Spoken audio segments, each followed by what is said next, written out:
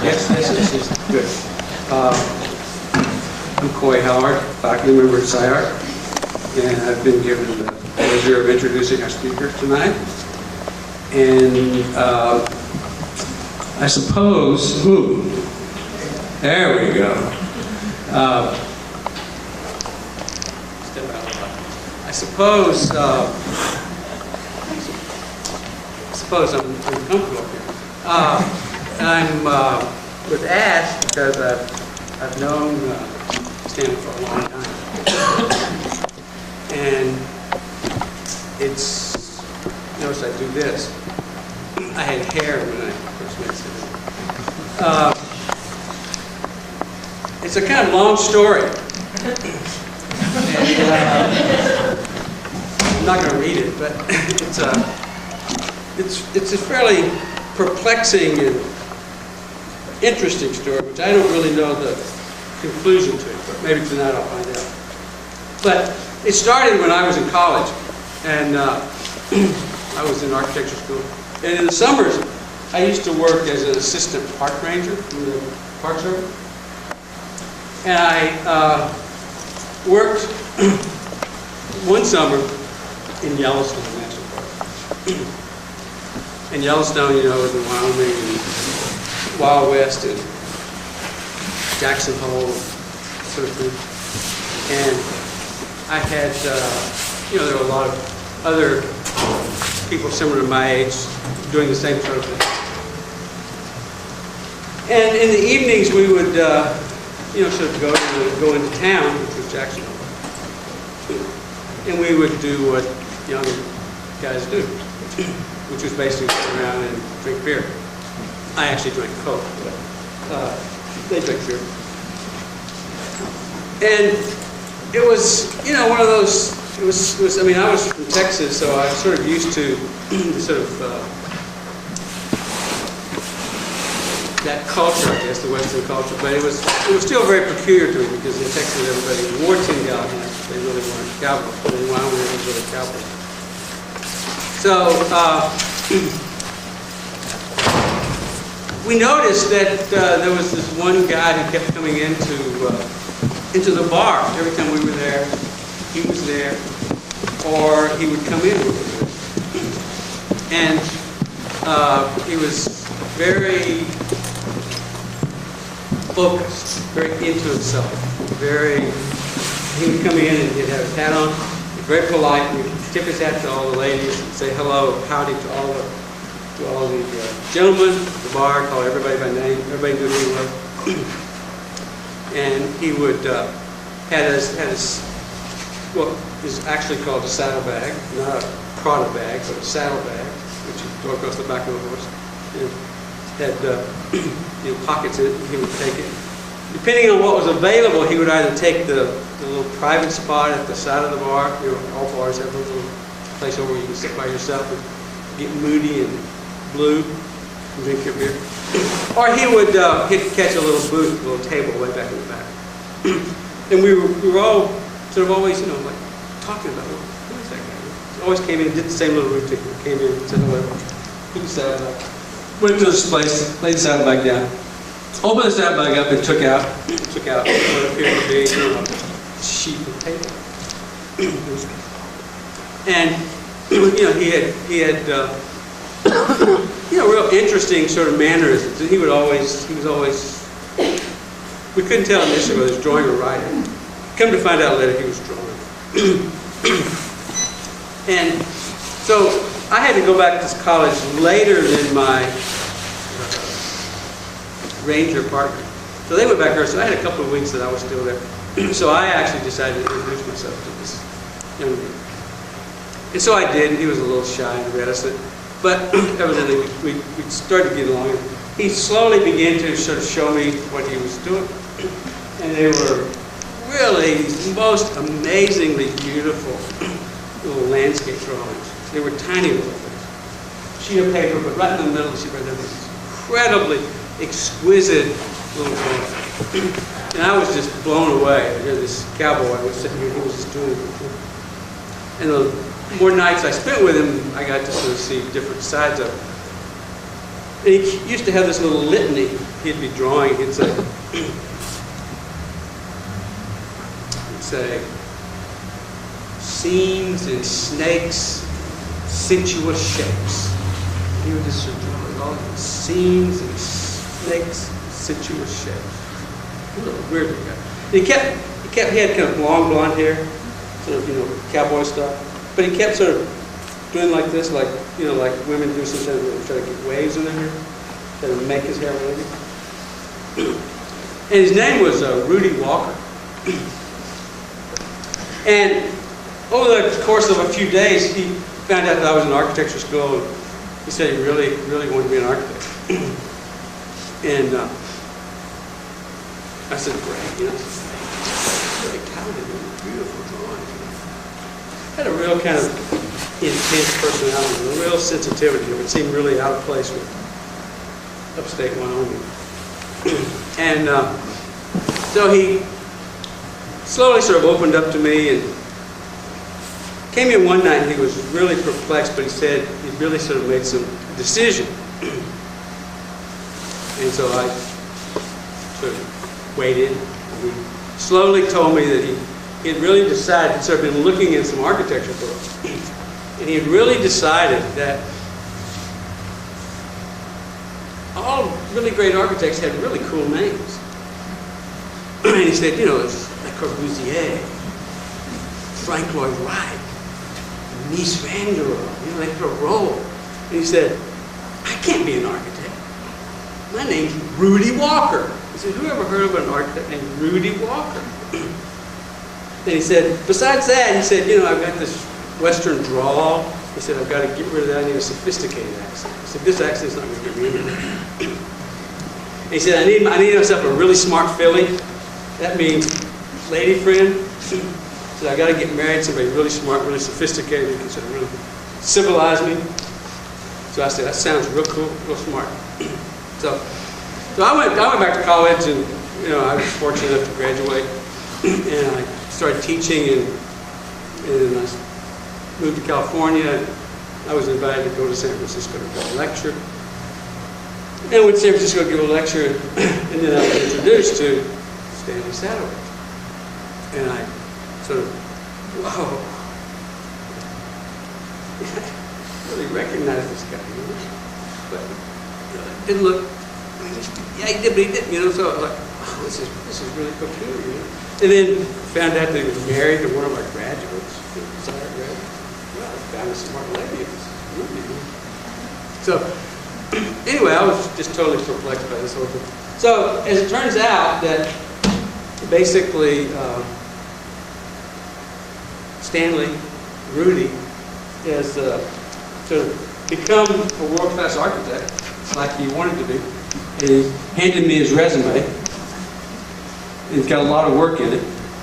And, of course, there's only one entry per page, but, he's done a lot of stuff. Does everybody want to really know all this? He says he's got over 1,200 slides he's going to show tonight. So, maybe I don't really need to read this list, but it's very impressive. AIA Awards, Boston Society of Architects Awards, several books, one published by Rice, Princeton Architecture Press is publishing a book soon. A lot of institutional work, a lot of housing, and it gives me great pleasure to invite Stanley to come here, or maybe it's Rudy. Would you come on up?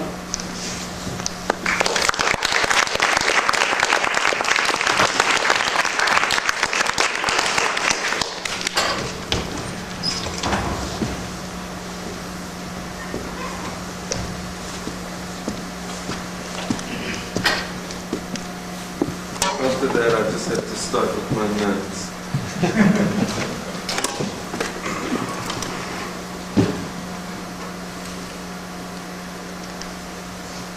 If you're thinking of visiting San Francisco, it's probably not for the architecture. You may come to see a remarkable topographic city whose fabric is molded to the hills like some woven mat clinging to the shape of the landscape, or to see a water city whose streets drain into the bay. You may come to see that contiguous urban grain does exist in North America, or for the street fairs and parades that echo the radical social history which crystallized in the peace movement of the late 60s, preceded by the beatniks, preceded by the raucous sailor town of the Barbary Coast. You may come for the diversity and freedom which arise from the geographical condition at the end of the continent and the imminence of the East, or for the culinary culture which developed in the 80s on the tail of free speech as a sensual revolution which has expanded our taste and reformed the way we eat. You may come for the culture of computers, driven by the children of the 60s, who'd already revolted totally and destroyed the chains of race and gender, of class and materiality, who dreamed the internet and freed imagination. Or for the gold rush that surrounds these people who are changing the rules of the game. You may come because at last the Bay Area is coming of age, becoming a place to be reckoned with. Just as LA has had entertainment, the cyber world of the internet does strangely have a loci. You may come to see the way that it's transforming the whole idea of the city and our relationships to the material world. If the suburbs were the escape from the working city that the car made possible, to a green Arcadia instead of the polluted and decayed center, then the return to the clean post-industrial city, to live and work in this space, is the result of the computer. I think that's very much what SCI-Arc's new move represents. After 100 years of the car's dimension, speed, storage, distance, and space ruling the city, computers may replace these monsters in a sea of smooth city. You may come to see this happening in the south of Market area of San Francisco's Media Gulch. Instead of a more entropic world than the mechanical era, a new density, almost medieval in diversity, to counter the distance of the electronic. I was looking at photographs of San Francisco 15 years ago, and the south of Market area didn't look unlike downtown LA, with huge surface parking lots and empty space. If you go there today, it's all been reconstructed in a very, very short time, actually, within the time that I've lived there. If you do come to San Francisco for architecture, there are threads. The tradition at UC Berkeley, the interest in energy and resources, a great architecture bookstore. But the results are a long way from reaching the street, from raising the standard at a broad level, in the way we've seen with the explosion of the culinary tradition, or the invention and transformation of culture through electronics. And while we seem to have all the ingredients for an architectural equivalent, we are stuck with conservatism and only the faintest tradition of modern architecture. So many people value, encourage, and want forgeries and fake antiques in architecture. In other fields like art or music or literature, these things are considered questionable and worthless. Two things that immediately reveal these instincts are pitched roofs and moldings. Both of these are part of a conspiracy in the construction industry as well. Lately, with the speed of globalization, I've been thinking that that old idea of an international style may not have been so bad after all. That after so many years of Heidegger and regionalism and all the trivial postmodern buildings that have blighted the landscape of our globe in the name of place and occasion, space and time may again be more wholesome currency. In the 80s, many people sang the virtues of classicism, and there was much talk of the power and completeness of this tradition of architecture as a language. Modernism was derided as inarticulate abstraction, without the power of differentiation or the ability for communication. Recent work, especially in Europe, shows conclusively that in fact modernism is of similar fullness and complexity as a language, and that there exists a repository of elements and forms that are endlessly variable and renewable and richly communicative. Modernism, as I think my recent work tries to explore, is a language that's reached a status of similar to classicism, But unlike classicism, it's rooted in the techniques of industrial production and the tradition of innovation, so that it can be implemented without the application of artifice. I'm going to show three groups of work. First, single-family houses, and I'll show you the evolution of these projects to a state now where I'm exploring a quite defined type that's based on quite consciously established rules. Then urban buildings, mostly south of Market in San Francisco, and lastly public projects. Because the single-family house has been the testing ground for the other work, I want to begin with these projects and show how they've recently evolved. The earlier houses focused on site specificity, on what I thought of as human geography.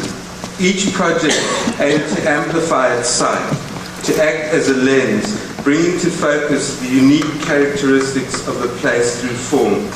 Each house was an essay in particularity. Here, a house is an extension of the rocks. Here, as a longing for the waves of the ocean.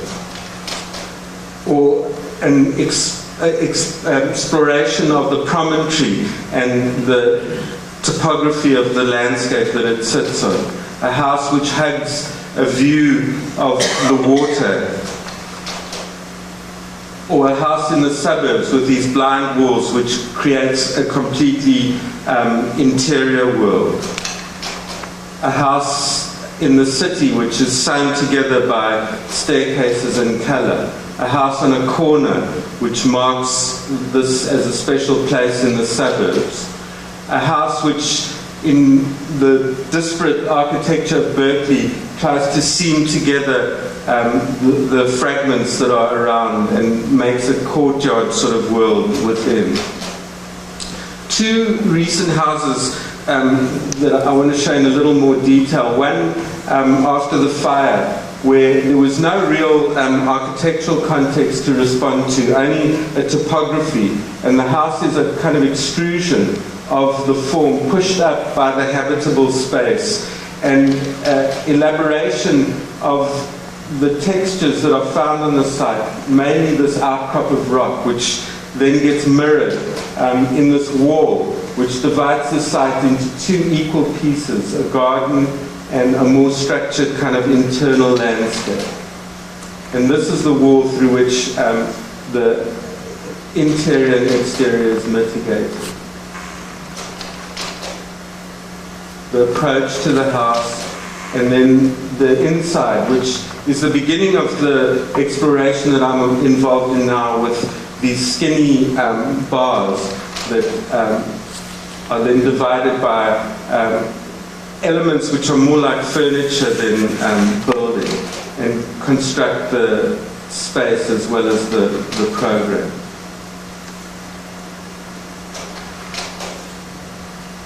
Another recent house in a large landscape where the house itself is used to sew together the hill, valley, and promontory.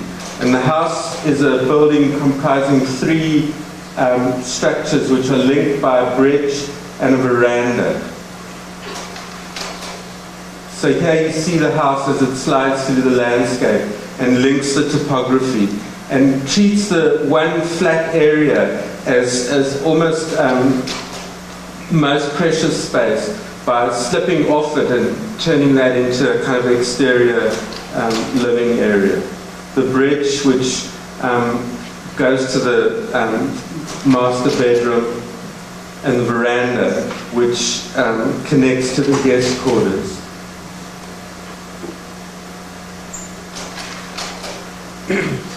And the view of the bridge and the master bedroom, the arrival into the house.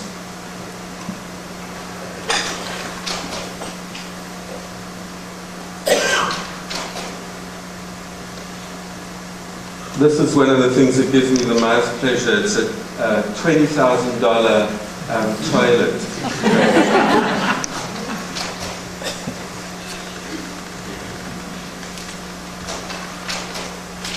And the way that the building works again in the landscape. During the construction of this house, I spent several years driving to and from the Napa Valley, which really was the generator of the next house. And this is, in a way, the beginning of the houses that I'm going to show you tonight, which are all long bars which have different responses to their topography.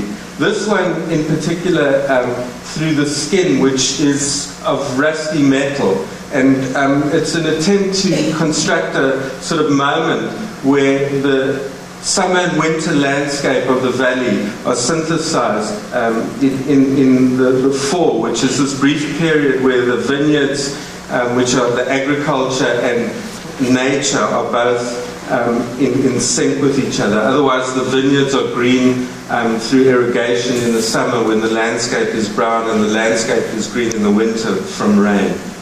So it's a series of rooms with courts carved between, which is currently in construction. This is a house in Petaluma where the kind of topography of the California hills and these soft rolling shapes is transformed into this object, which is a 25-foot, depending on the wealth of my clients, it's either between 20 and sometimes 28 feet. These houses were all done within a few weeks of each other in the height of the stock market. That was before April last year. Some of them are under construction. So this one with this bar, which is wound in this kind of form. Here, the bar as an L, where one of the elements is entirely transparent and the other, the sleeping areas, is a more conventional wooden box. The house sits at the top of a very beautiful view, which is facing west and extremely windy. So the house itself becomes a windbreak and protects this courtyard in which there's a swimming pool. So this is a transparent kind of windbreak. This one's 20 foot wide. And the elements now in most of them are bridge the length of the bar and divide into, for example, here's a theatre, this is the kitchen, the fireplace and so on. In Atherton, this is a piece of land which was purchased for $30 million. It's 5 acres, which gave me license to imagine a house of dimensions that I haven't really worked on before. The site is very undistinguished except by its location and real estate value. But there is a drainage trough which is in a 25-foot right-of-way which set up this grid through the landscape. The parking is this courtyard which is carved out with his and her study bridging it. And at the end is a waterfall. There's a large 75-foot pond. Actually, here it was bigger, but we've shrunk it now in the construction drawings. But anyway, it's a huge lake, part of which is swimmable, with a waterfall which runs down. And then these are the living areas and the sleeping areas which bridge over. And so here you see the sleeping areas, and then the living room, which is an island which floats inside of this lake. So the view of the swimming pool, and this is down to the wine cellar, and then the living room as an island that floats in the pool. This is for the man from 3Com. He's had 3 wives, and he's accumulated a big mass of children along the way, none of whom like each other. So there had to be many wings to separate them.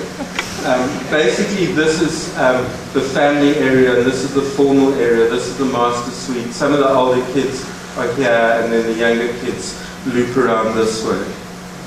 This one's 28 feet.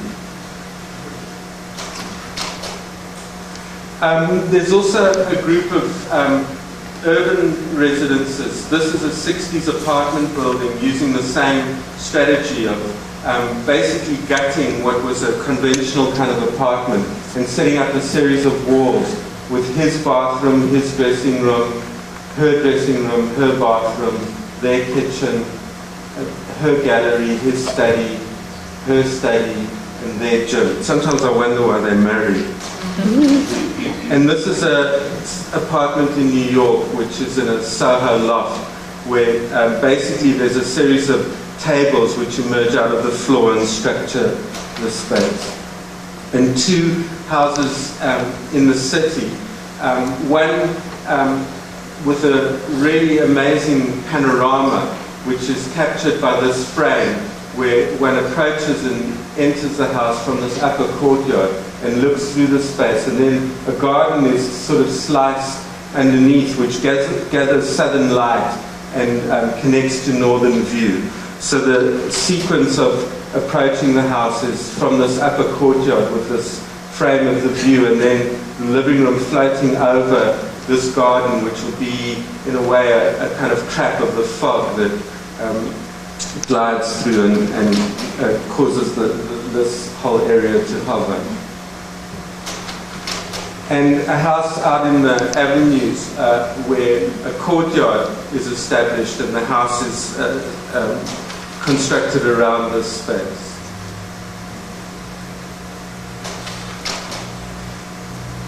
In terms of the urban projects and the work going on south of Market, the prototype in many ways is this building, which is a building that is now almost 10 years old, that I built with a contractor for myself, and it approached the problem of typical infill buildings in this part of the city by trying to establish a prototype where there were two thickened service zones, which are the party walls, and a free zone which was constructed in between through a kind of scaffold that's inserted using a basilican-like section.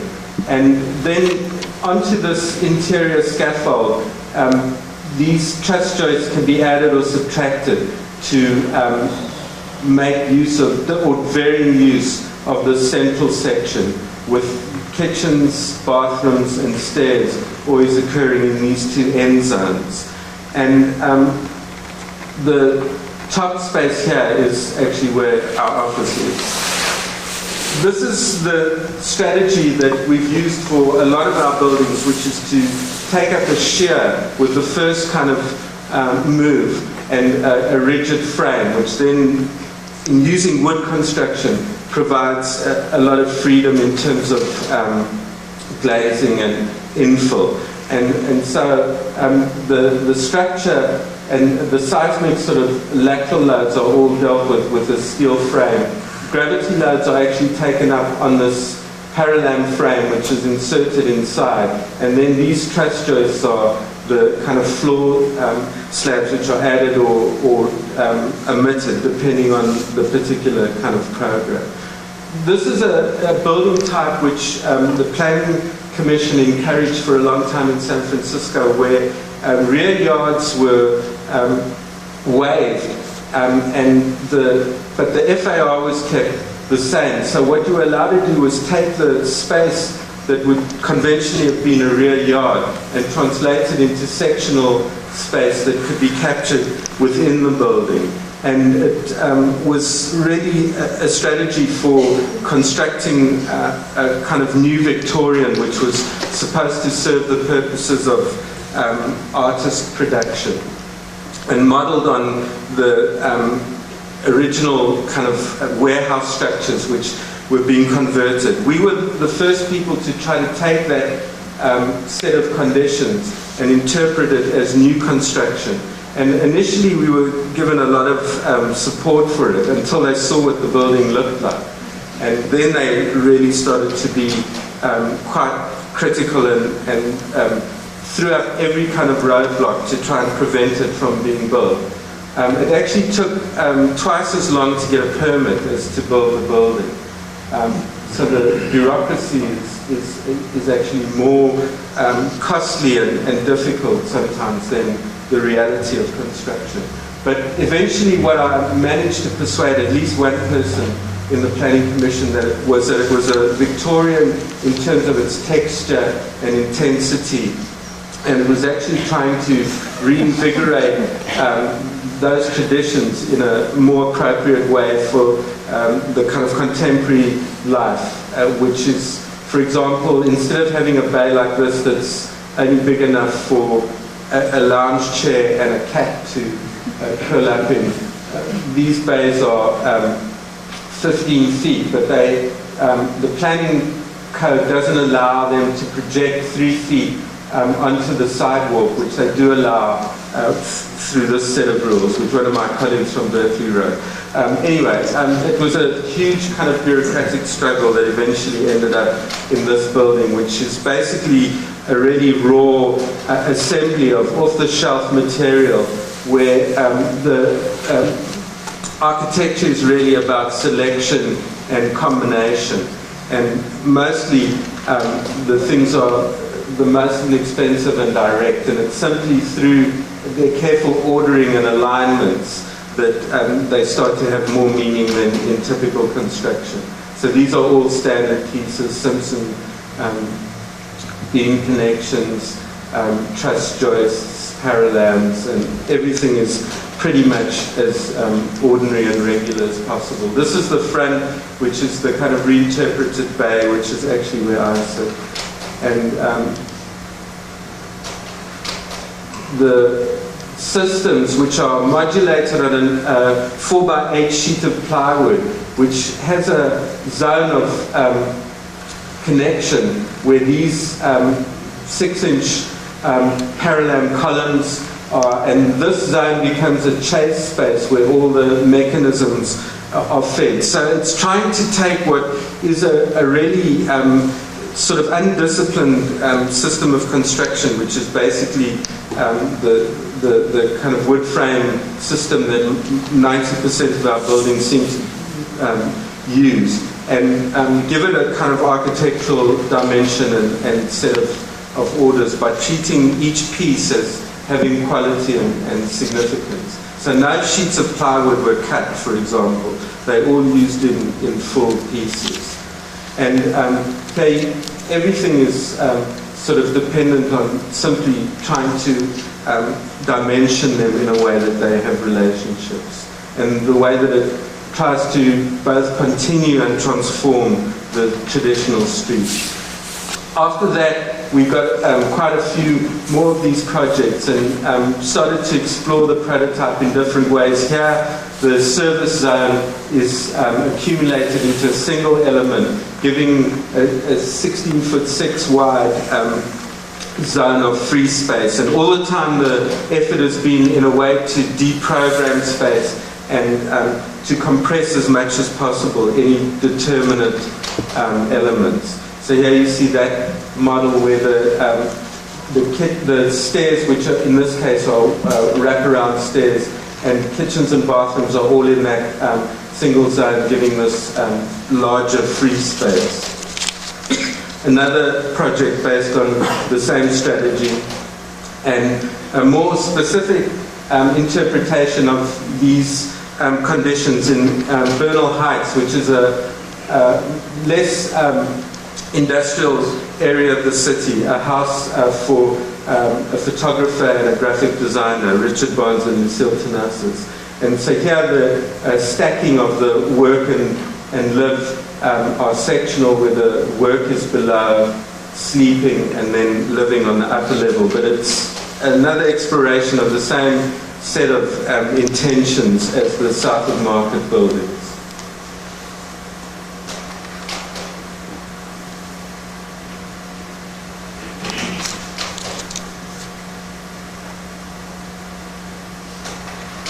And the last of these smaller buildings, which is around the corner from my building, again, a single service bar, and this time it's 3 units which are stacked on top of each other. The one bay being a kind of public space, which is the extension of the access stair, and the other bay a private space, which is part of the units. And these are just some slices through showing the public space of the building, the service space. And I think after doing these smaller buildings, the developer came in with a huge site I was quite nervous when he first arrived, but he loved my building. And we started working on what was about 3/4 of this, and then he bought more, and he bought more again, and the project kept getting bigger and bigger. And we had an even more convoluted and enormous struggle to get this building approved, because typically buildings of this size are done in a historic sort of way, with a lot of decoration and moldings and pitched roofs and those sorts of things. So when I first submitted this to the planning department, the response was that it looked like Soviet housing. One of the planners had actually been a graduate of UC Berkeley, and he was astute enough to connect it to Worcester Hall.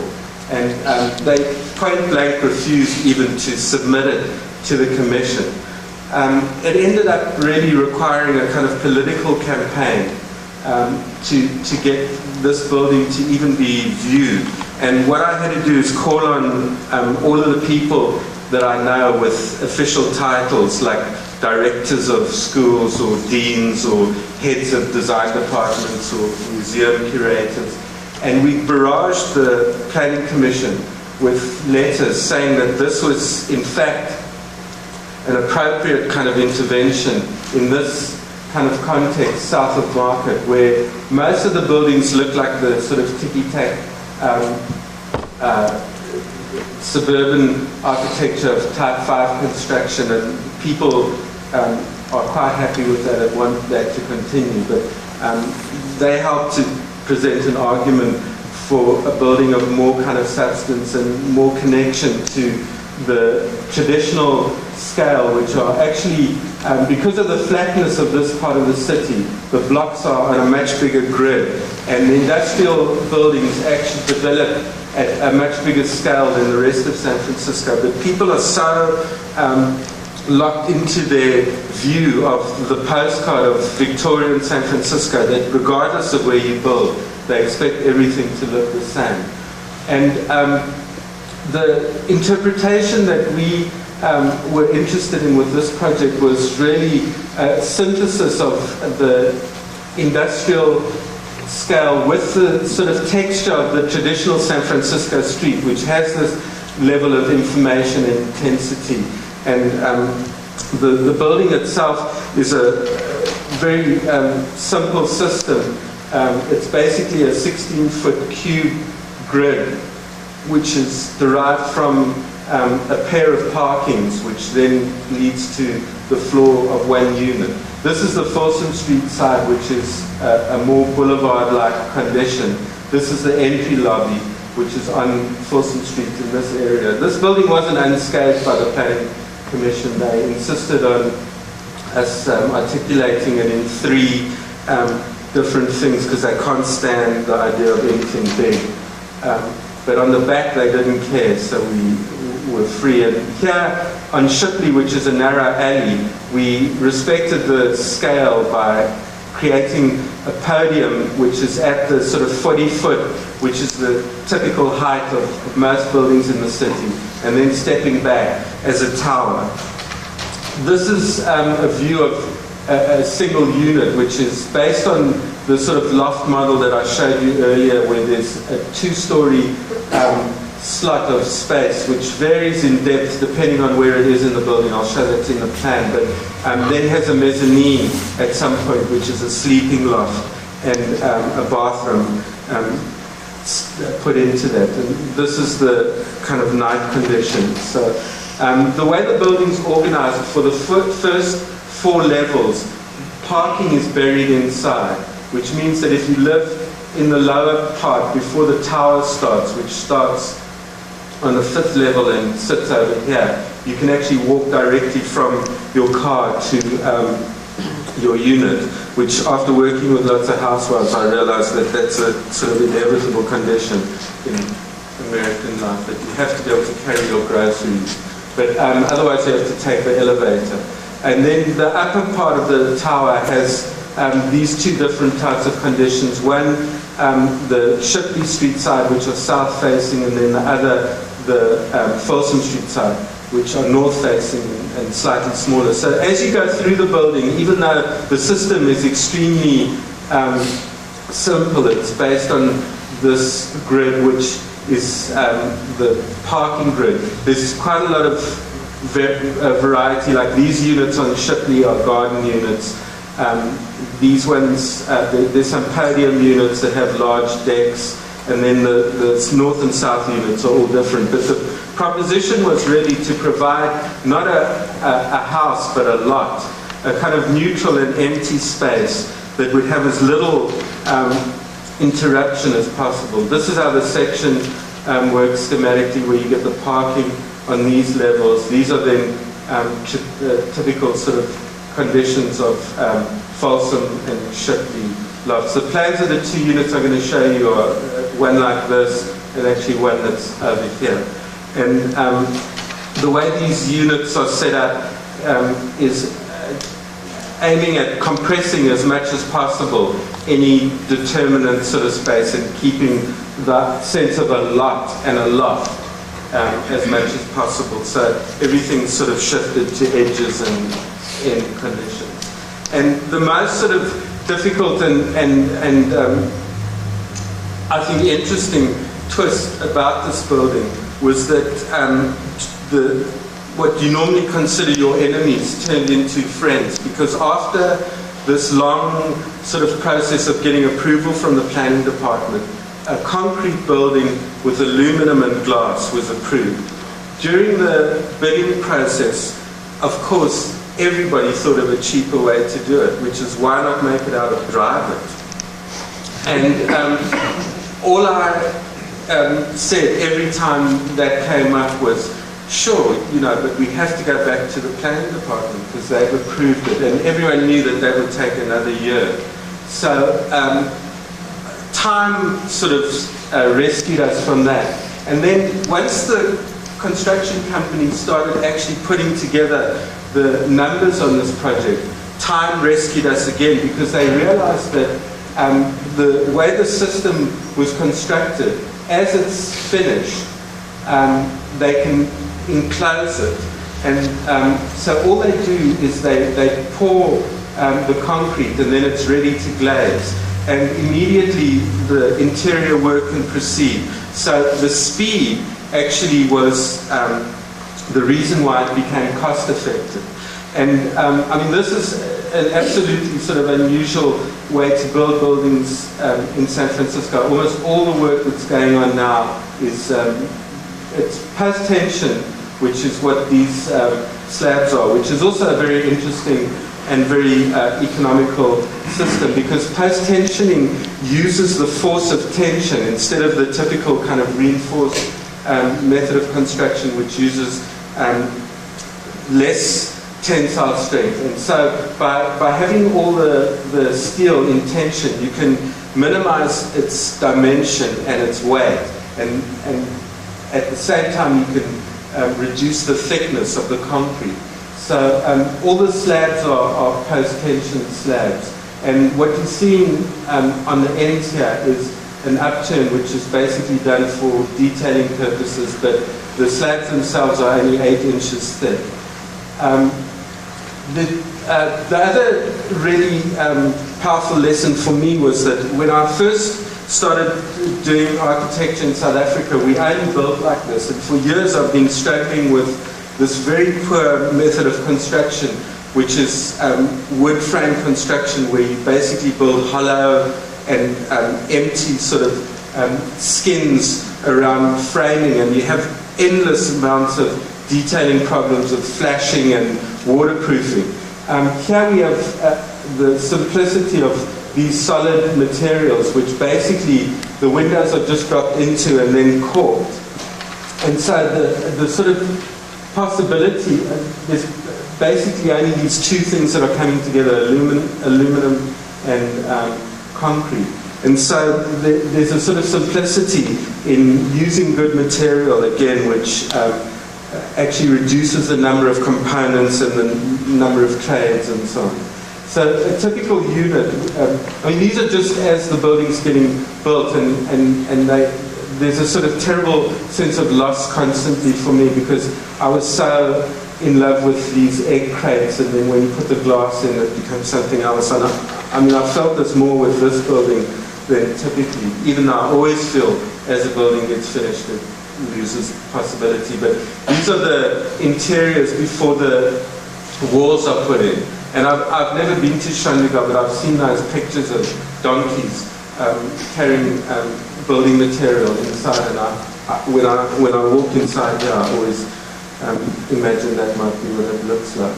And just as it starts to get infilled, and the detail of a typical unit where you would have this two-story profiled glass and then a two-story balcony with clear glazing and a sliding door. So most of the condition of meeting the street is, well, it's entirely glass on all ends, and then the balcony as a kind of expansion of that. This is the Shipley side of the building, where these are the bays that have been cast, and these are the garden units which will expand out.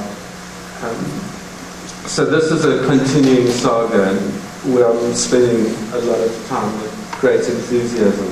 It's not that it's not difficult, it's a total kind of war, but the project's on budget and on time, which most of the houses that I'm doing are not. So it's an interesting learning experience for me.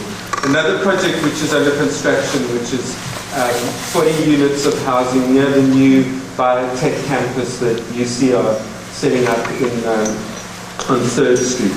And this is, the first level is concrete and block, and then it's wood frame construction above. These are just showing you the unit type which is developing very strongly in San Francisco, where you would enter, there's a closet, a powder room, a kitchen area, and this dotted line is a loft above where there's a bathroom and a sleeping area, and then the stair. And another unit type, which are these ones, where you would have the kitchen and a powder room underneath the loft, and then the bathroom sitting up here. So these are very much the kind of market housing that's being built in the city. After those projects, we've been getting a bunch of other bigger projects. This is a commercial parking and office building. This is north of Market, and this caused great consternation at the planning department and is still in question. This is a building actually next to a project that Tom Main's doing for a courthouse, and it's 160 housing units with commercial. This is a 26-story condominium project that we're working on, and there's the way the planning code is written, one has to reduce mass in their dimensions of, it's basically to make sort of armchair buildings. And so we were doing explorations to try to work within their mathematics, but sort of defy their form. And these are the early studies, also cause heart attacks. A lot of the planners should be dead soon.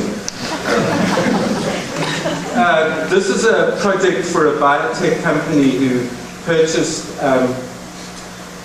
freight forwarding tilt-up warehouse. And when you shift from warehouse to research and development, the FAR doubles. So we can actually build an equal amount of new space, which is, the clients are really amazing and brought me DNA models to look at, which is why this thing looks like this. So what we plan to do is build this new laboratory building where these are various kind of services. Actually, the services in laboratory buildings are shrinking because much of the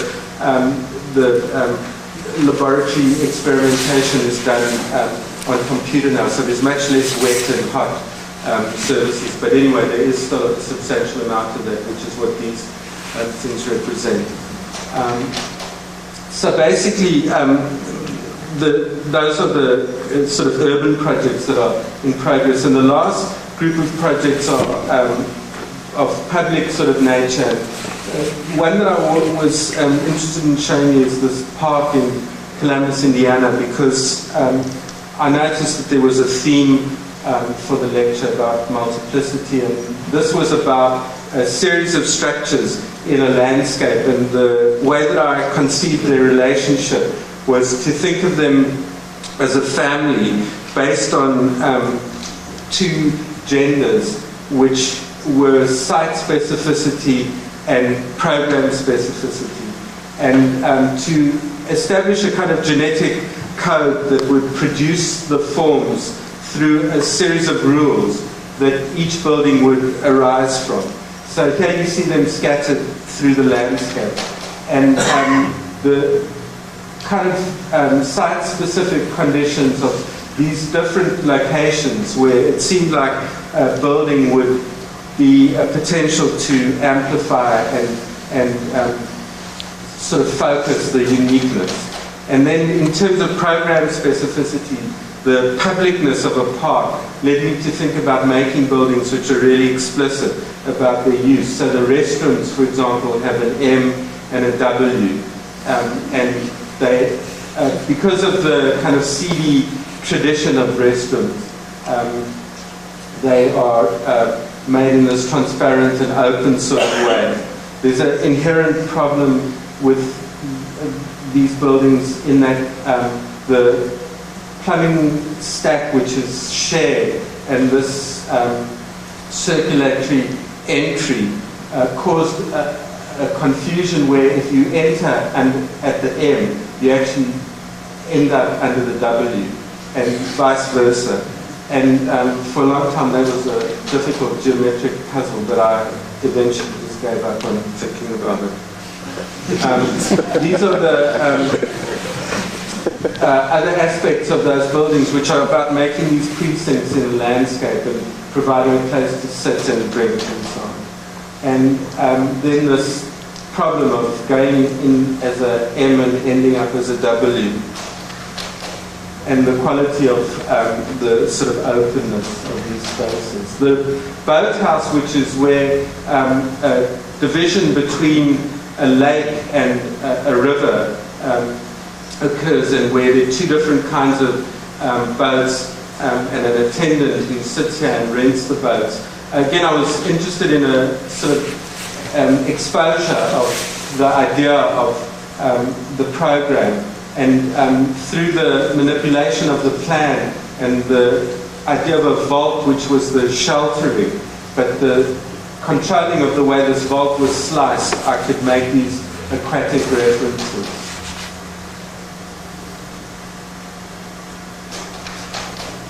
And then there were a variety of picnic shelters, which were considered to be the most kind of primal settlements, where a circle was marked out to stake the terrain, and then there were these strata that were extruded, which were tables, chairs, and so on for habitation.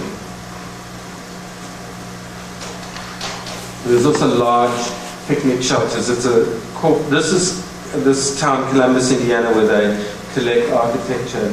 It's a corporate town where there are lots of happy corporate workers who go 50 at a time and picnic with each other. Then there's this arbor, which actually formalizes a walk through this landscape, and was conceived as a sort of continuous seat. But it actually is interesting because it got reinterpreted by the local people as a venue for weddings, where this became the aisle and people would walk down. It had several interpretations. The other one was kids reinterpreted as a play structure and would climb all over it, which I liked less, and whenever I saw them I would scream at them and tell them to go. They listened because they live in Columbus.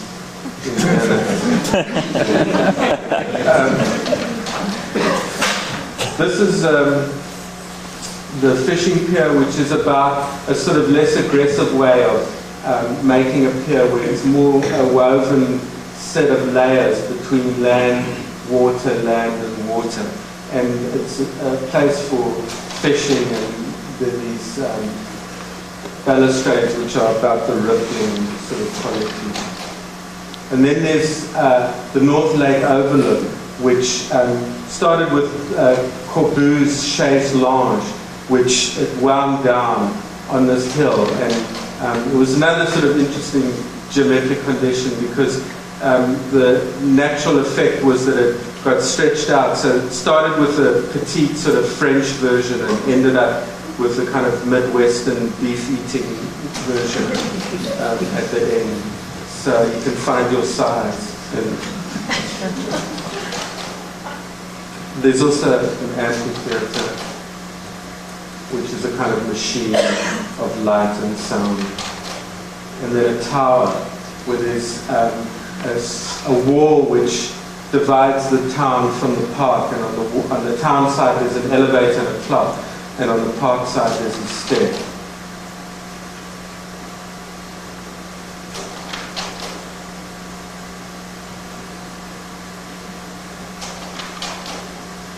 And to bridge the industrial sort of rift of railway tracks and parking lots that separated the park from the town.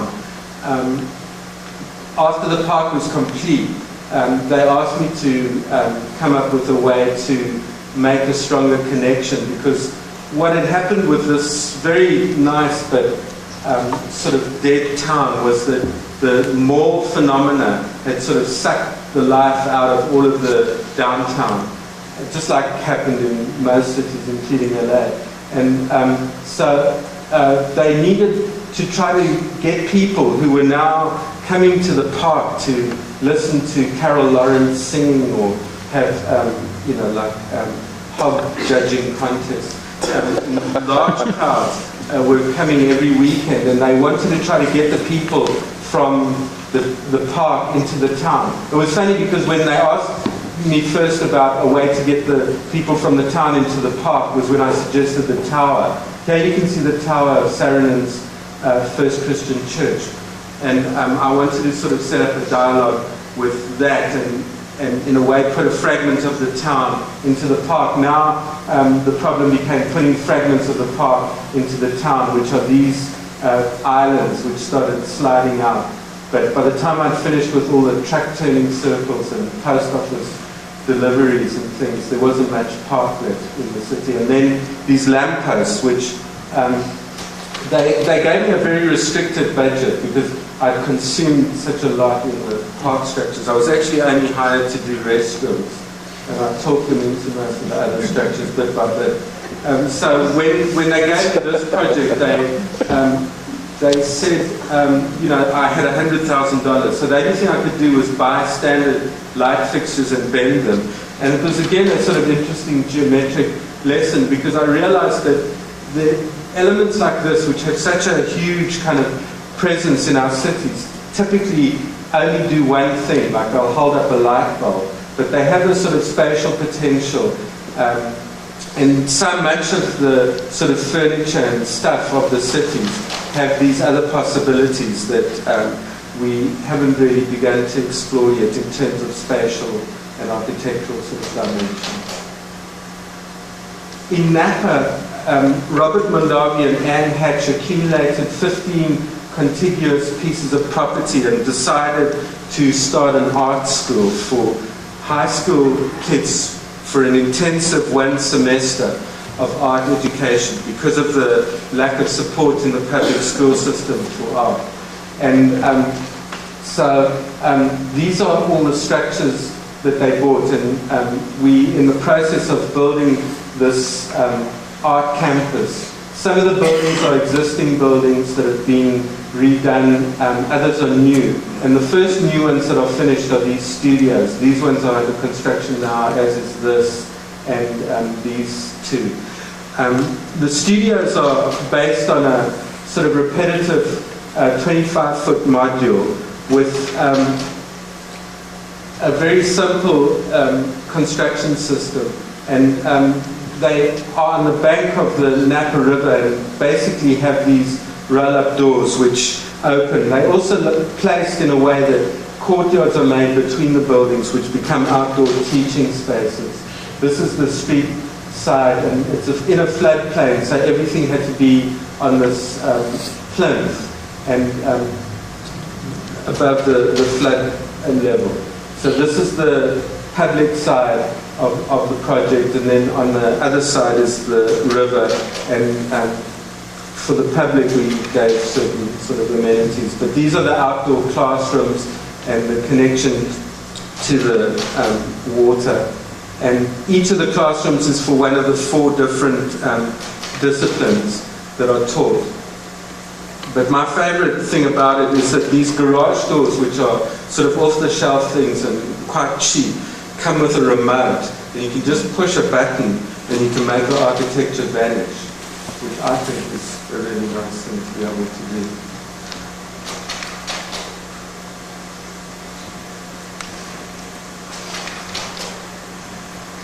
This is the ceremonial stair to the crypt room, which is on a 2nd level, and also the library.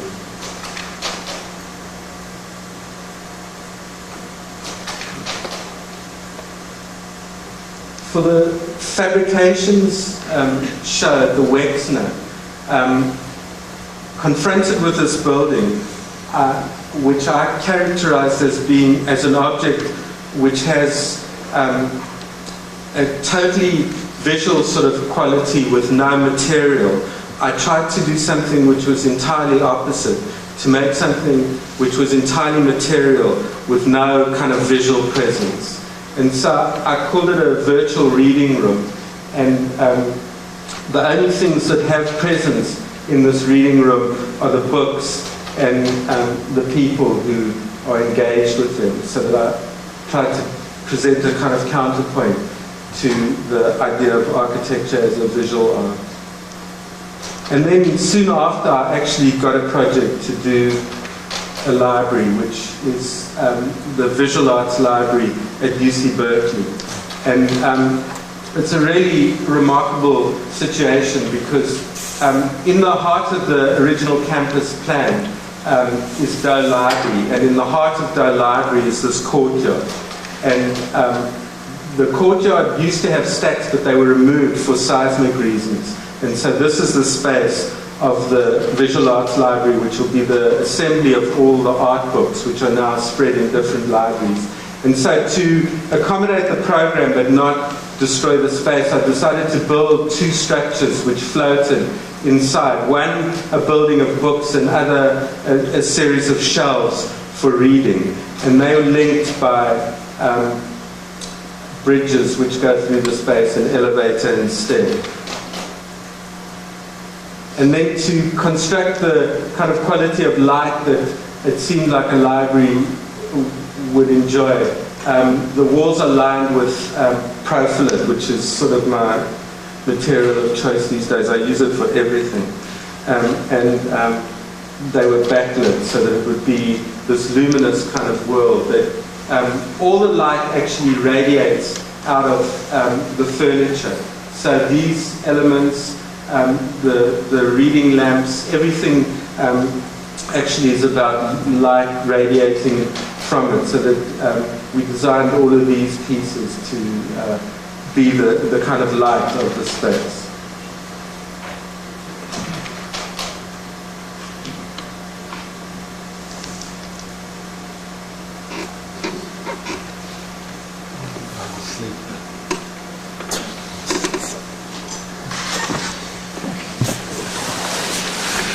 I'm not showing you all of that stuff that Coy showed you.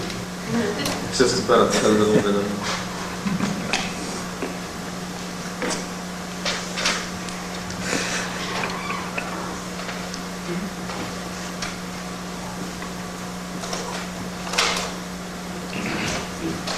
But, oops, let's see that one. I mean, there are, what I am trying to show is how one thing actually puts you in a position for another, and how things lead on. These are just the reading room with the book building, and the shelves. These are some galleries that I've been doing. That one's in New York. This one's in New York. This one's in San Francisco. It's for the same client. I wanted to show this project because it's become one of the skateboarding meccas of the Western world. It's actually in the skateboard dictionary. If you download it, you'll see there's a word, embark. I mean, it's got a lot of amazing words. And I've become quite involved with skateboarding because I'm doing a skateboard park. But I fell into it in this rather strange way.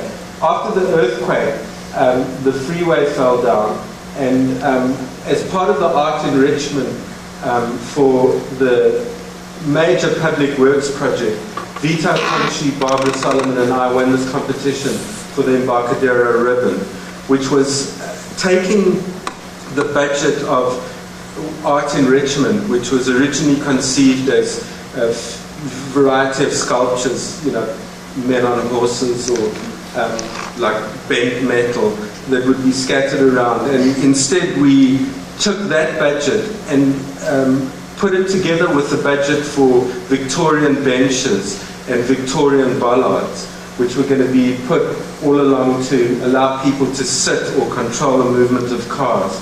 And we ended up with quite a chunk of money, enough money to do the longest light in the world. It's 2.5 miles long. And it goes all around the city. It basically is a 5-foot wide strip of concrete with an 8-inch strip of glass block, which is lit with fiber optics. And it was really thought of as the equivalent almost to the dotted lines of the street, where it becomes a series of queues for pedestrian habitation. And as it moves around the city, like a chameleon, it takes on the characteristics of the places where it finds itself. So next to these structures with views, it becomes seats. Below the shadow of the bridge, it becomes a pair of walls that you walk through. Sometimes it's bollards, which are to prevent traffic.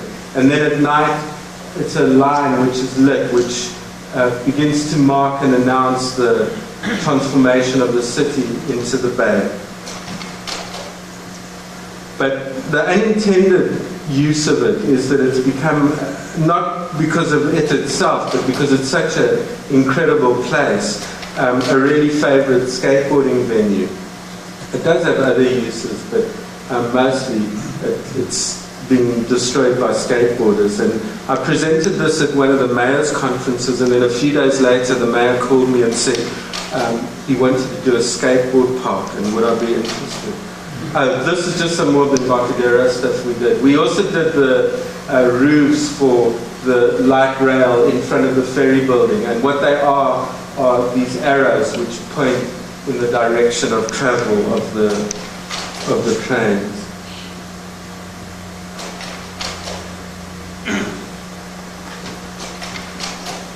So this is the town of Louisville, Kentucky, and it's at the edge of the city, a kind of wasteland where there's a freeway, and it's industrial dump with contaminated soil which we can't move off the site.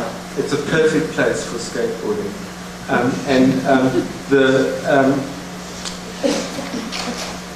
This is the freeway which goes across and eventually turns into a bridge. And the project comprises two parts: an interior skateboarding area and then an exterior skateboard area, and then there's a kind of seating berm which turns this into a kind of spectator activity. And then there's a concession store and showers and things like that.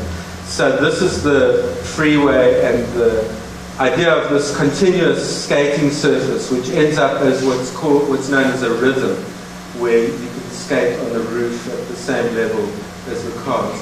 The building is actually made out of CPI, which is that sort of corrugated plastic, which is marketed as bulletproof because often skateboards are trajectories that fly over 60 miles an hour. So it also becomes, in a way, like a circus where the light would project the shadows of skateboarders onto these walls at night. So this is the interior building, and it has these large fold-up doors so that there are possibilities of skating inside and outside. And then the ramp which goes up onto the roof with the rhythm going across. And just the quality of the interior. The last projects are the things that I probably have the most kind of passion about, and I've been very fortunate to recently get 2 synagogues to do, which has taken a long time because it's always been the thing I've wanted to do most. I'm only going to show you one of them because I haven't done another one yet because I just got it and I'm so nervous about it. But it's a sort of a thing that I've studied a lot, which is the relationship of Jewish ceremony to form. And it's a very interesting subject which I can't go into, but through these objects I can explain a little bit. This is for the festival of Hanukkah, and what it basically is an encapsulating of the instruction for lighting candles, where on 8 nights, each night one lights 1 candle, then 2 candles, then 3 candles, always beginning from right to left, but always lighting them from left to right, so that you light the candle of the new night first, and you always light it with this candle. So the object is just a demonstration of the ceremony. And it's also made out of threaded rod, which is a kind of memory of the candle. After this, I'm going to show you a synagogue that I've just begun working on in San Diego. It's a rather strange sort of sand dune with a huge ravine. And there's an existing bunch of really ugly buildings. What my proposal, which this is the footprint of. So my proposal is to basically fill up the ravine with parking, constructing a huge plaza, and then a new sanctuary and an arcade. One of the things about the tradition of Jewish sacred architecture is that it's related to the first house of worship, which was the tabernacle which Moses built on the instruction of God. And the structure of the tabernacle and the structure of the Torah, which are the sacred scrolls, are both very parallel, and they have to do with 5 books of Moses, and they're 5 sort of concentric layers that so I've been trying to capture these sorts of things. Another aspect of this tradition is that the things which join are more important than what actually connects. And so what I've tried to do is join everything here with light. This is now the roof of the parking garage and the sanctuary, which is basically a glass box which is inserted inside these pylons. And on the glass box are the inscriptions of the Psalms, which are also broken into 5 books. And these are some of the ritual objects. The other project that I wanted to show, and the last project, is the New England Holocaust Memorial, which is something that I won in a competition. And the site is in a really interesting urban situation across from Boston City Hall, and it's part of the Freedom Trail. And basically, at the level of the sort of structure of this as a piece of urban architecture, I was interested in the way that it could terminate this large space, continue some of the sort of geometries and rhythms of buildings like this, and also mitigate with the scale of the smaller Blackstone block brick buildings across the way, and concretize this proposition of the Freedom Trail, which is a sort of myth that has power but no presence physically. So here you see the early stages of this development of this project, with the large plaza, the memorial as a terminus to the plaza, and its dialogue with these elements that are around. These were, it was an open competition, and we were put in the second phase, and this was the submittal for the second phase. But in the first phase of the competition, there was a text which I wrote, which I want to read, which goes like this. The construction of the memorial is begun on Remembrance Day.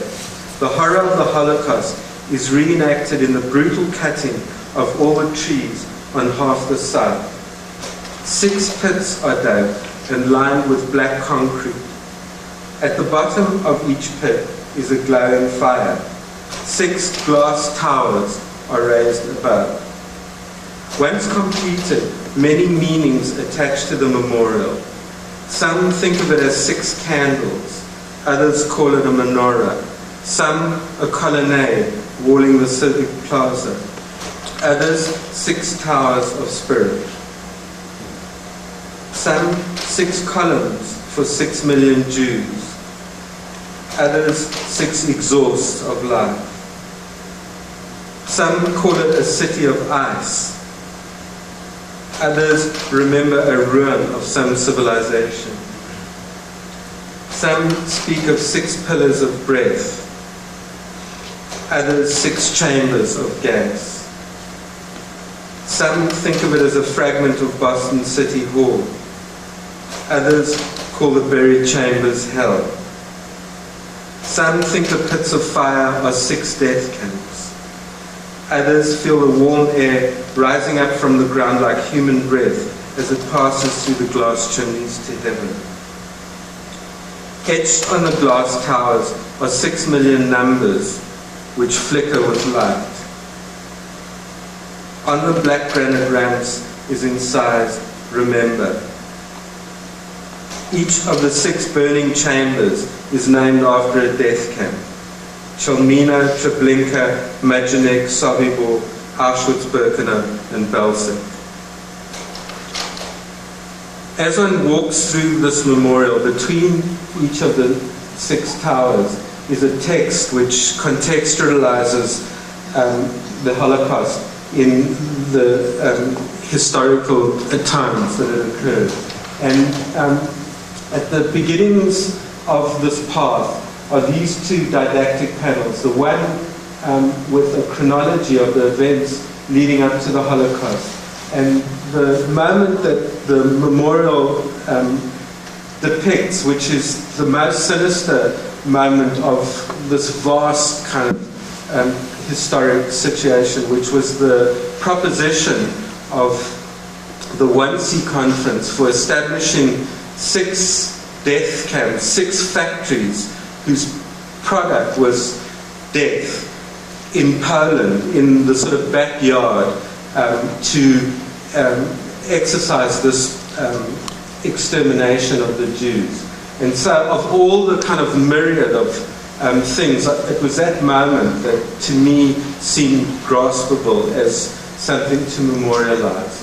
At the other end is this warning from Pastor Niemeyer about the responsibility of this type of evil and how it actually belongs to every single person. As one approaches the memorial and walks along this path and through these trains of towers, one can read in each tower a small text which is from a survivor of a very ordinary moment in their lives that they've recalled. And as one starts to be engaged in this, suddenly one's trapped in a kind of theatre of horror where one's tattooed with the shadows of numbers and for a moment becomes a victim of this tragedy.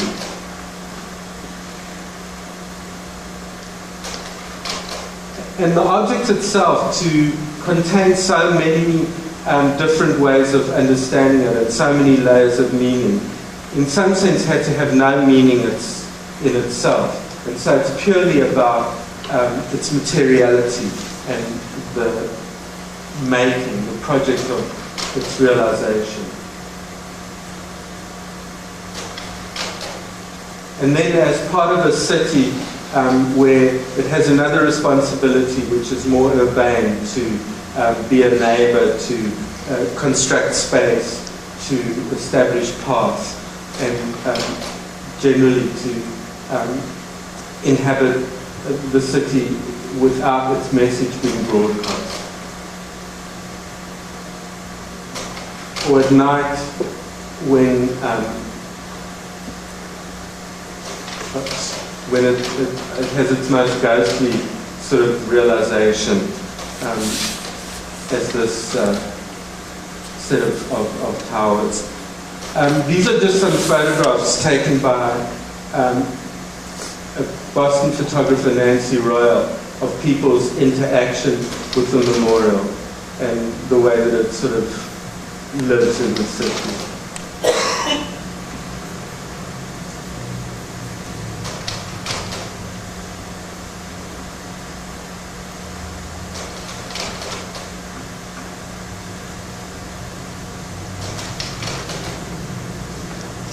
I just want to end on a slightly different note, which is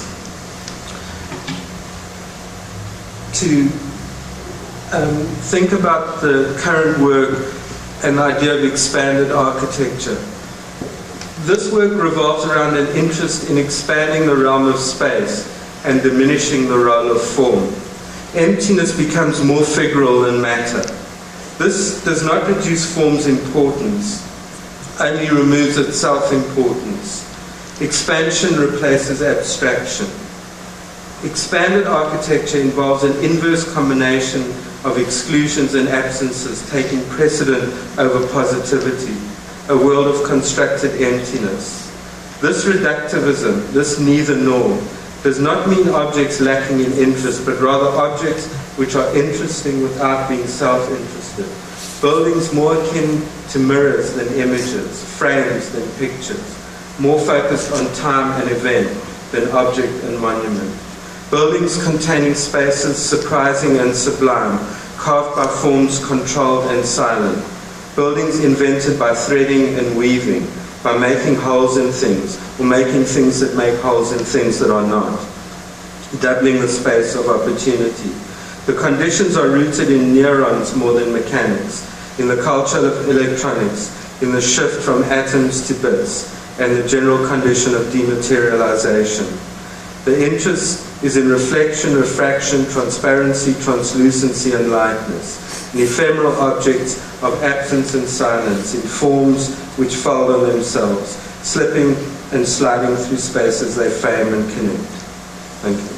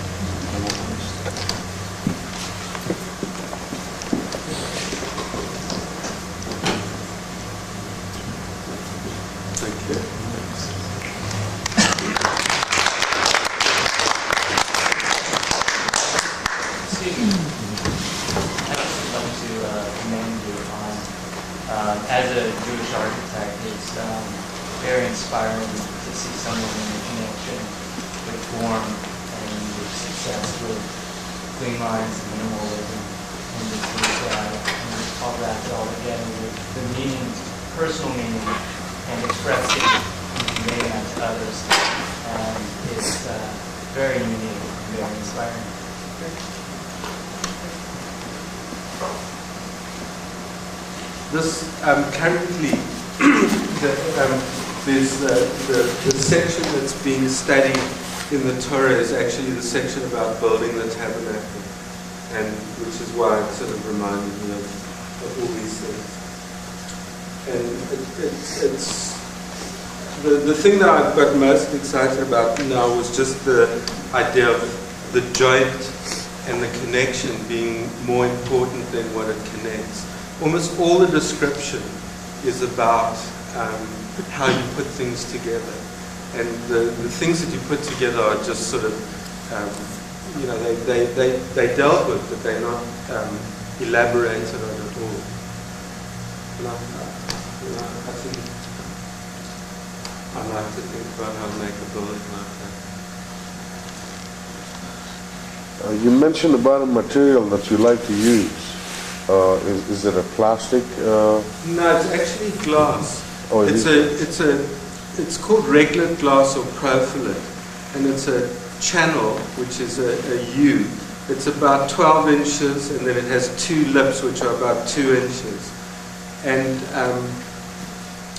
the way we use it here is interlocking, so you can get an equivalent, actually a higher U value than typical double glazing, because it has like a 2-inch airspace. So they come in vertical sections? They come in these U-shaped sections, and you can get them up to 25 foot in length. They can be cut in the field. They actually have been around for a long time in Europe, and it's a sort of industrial product that was really developed to replace glass blocks, which, because they're in such small pieces, are more labor intensive. Because you can actually put together big areas of translucency with this material pretty quickly. And it works on an insulator also, I guess. It works, it's better than typical double glazing in an aluminum frame. And it's about the same price. Looks pretty good. It has the light quality is really good.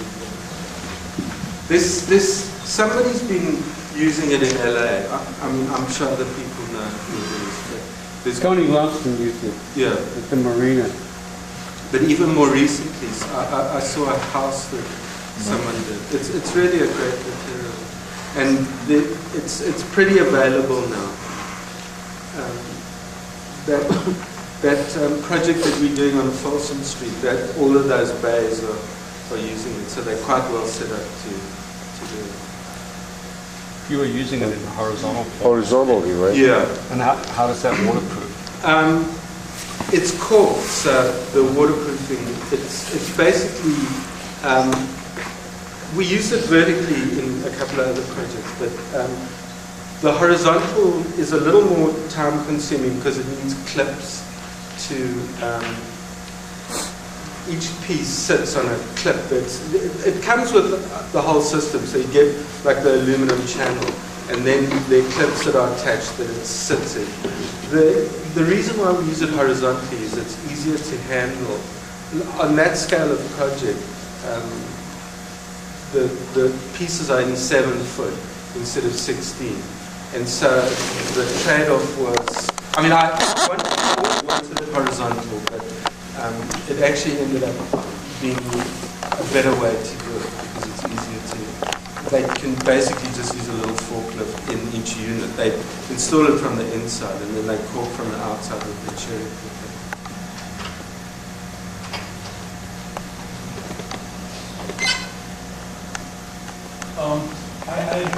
I've heard about how, like, for instance, San Francisco and the Bay Area is developing as far as like maybe a lot of .coms who are in South Market or technological businesses in the South Market, but that still a lot of larger focus development is bringing down to Palo Alto, in which case, to a certain extent, housing in Bay Area, San Francisco, especially, we're seeing people were actually commuting from upscale homes in the Bay Area, like San Francisco, and commuting to Palo Alto. I was kind of wondering, how would you feel about this as like a region that's actually kind of conglomerating together? Is it conglomerating together into like one kind of mentality of where a regional type of architecture might start coming together, or is it still going to be like polyglot centers of architecture like in San Francisco Row or Palo Alto or whatever? You know, the Bay Area is pretty contiguous now. I mean, it is separate cities, but there's really no break from San Francisco to San Jose. There might be little pockets that are less intensely developed, but it is a sort of metropolis. And I mean, I think, you know, the pattern of the commuting it's definitely there, but I think it's also changing.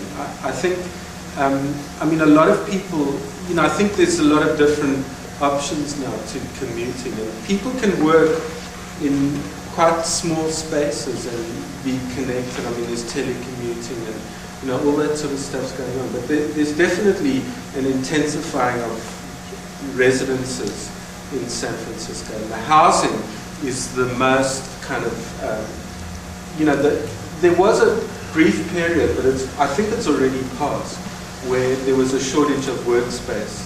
I'm actually talking mainly about South of Market, because San Francisco in a way is developed, except for South of Market.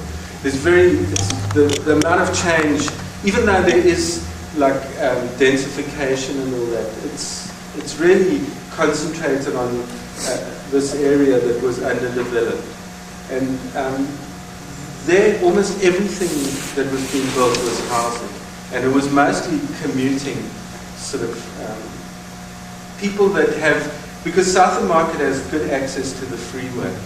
After the earthquake, I showed you how the freeway got torn down. For most of the city, it's actually it's about, you know, if you wanted to live like in North Beach, which is a great part of the city, it used to be, it's actually not as intense as it used to be. It takes you another, say, 20 to 30 minutes to get onto a freeway to commute to Silicon Valley.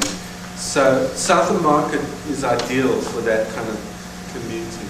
And I mean, I think people living in a place are great, much better than only working, because they spend, you know, a lot of time, and I mean, they're committed to the place where they live in. So it's brought everything with it. I mean, you know, just the whole sort of cultural flavor has intensified. But everything has a negative, and what's changed in San Francisco is that for a long time it was a really good incubating kind of city. You could find cheap rent. You could start working in a crack, how I did. I mean, I worked in an apartment with, you know, like I paid, I don't know, like $200 a month, and, you know, that's how I started my office. I mean, it's very hard now because everything is in demand. So the kind of fringe life of San Francisco, which has actually always been its strength, in a way is having to relocate. And it's going to places like Oakland and even, you know, further north. So, I mean, the success has also got a downside, which is that, you know, only people who are rich can really afford to, or have been there for a long time. I mean, real estate, I'm sure it's the same here, but real estate's doubled and probably on its way to doubled again in 5 or 6 years. So, like you mentioned before, how San Francisco still has like a almost like postcard mentality of Victorian, you know, motifs spread around the entire city. Basically, San Francisco kind of thinks of itself as more isolated from what like the megalopolis is kind of forming around it. Do you think that in the future or in the near future, a lot of the mentalities of not just San Francisco but the entire region may start kind of maturing into something beyond just you know, a very isolated mentality of different islands? I mean, I'm doing my best to change it.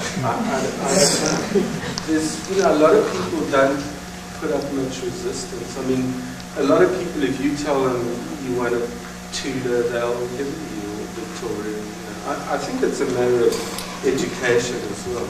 I mean, I just think, like, the proof will be that those buildings, the kind of ticky-tack stucco buildings, 3 or 4 years later they're streaking. Then they start discoloring. Then they start leaking, and they start rotting inside. I mean, I just think that, there are lessons to be learned. If people, I don't know if they're going to find out soon enough. There's not a lot of modern architecture in San Francisco. I mean, I could name, like, my colleagues, it's a handful of people. Most people are doing architecture. Not very interesting. There's a lot of big firms that are very sophisticated and can do it on time and budget. It's not very interesting. In LA, it's all Mediterranean. You get the Mediterranean. You live in paradise and shit. Got such nice weather. I envy it. Okay, thanks a lot.